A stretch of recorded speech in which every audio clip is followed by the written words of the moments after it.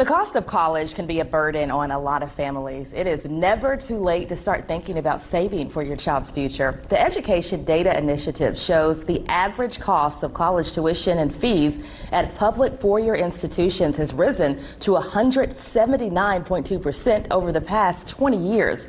Financial professional Austin Kobilka from Patriot Wealth in Raleigh is here to explain the steps you can take right now to help fund your child's post-secondary education. It is so good to see you today. Great to be here.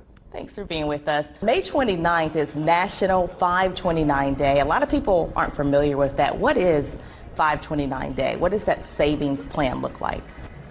Yeah, a 529 plan is a great way to save for educational expenses.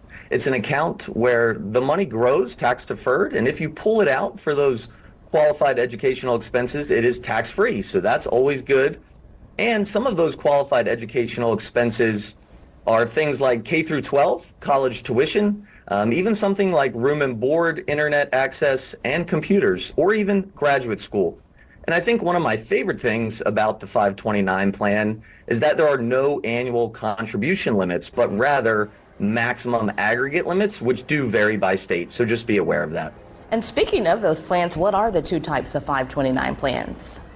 Yeah, there are generally two main types of plans, one being a prepaid tuition plan, which is exactly what it sounds like, where you can lock in current rates at a school. And just be aware that there's a few nuances with that plan. You cannot use those funds in that type of plan for room and board or those K through 12 expenses. And I will add that they are rather limited. Only a few states offer them, and as well as a few universities. The other type of plan is a 529 savings plan. This is the most common type of plan, and one where you can select the investment options, which is a very important factor in how that account may grow over time. And this is really the one we see most people gravitate towards. And again, with this type of plan, you can use it for room and board and those K through 12 expenses. I'm sure that could help so many college students, but college isn't for everyone. Some people may decide that they don't want to go to college. What happens if a child decides that they don't want to take that route? If there's one thing we know, it's that life happens, right? Plans always change. So that is something to be aware of as a parent or potential grandparent that are saving into one of these plans, that if your child does not go to college, then any funds that you do withdraw out of this plan that are not used for those qualified educational expenses, you will pay taxes and a 10% penalty on the earnings that are withdrawn, again, not used for the qualified educational expenses. And how can we balance saving for our child's education and our own retirement?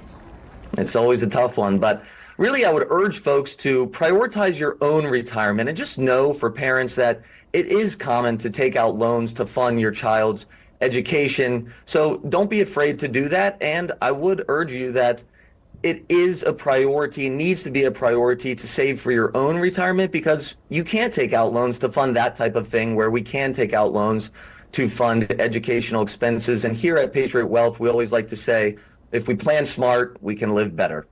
Yeah, those are some really good tips, and it's never too late to start saving. Austin Kobilka, thank you so much for your time. Thanks for that helpful information. Thank you.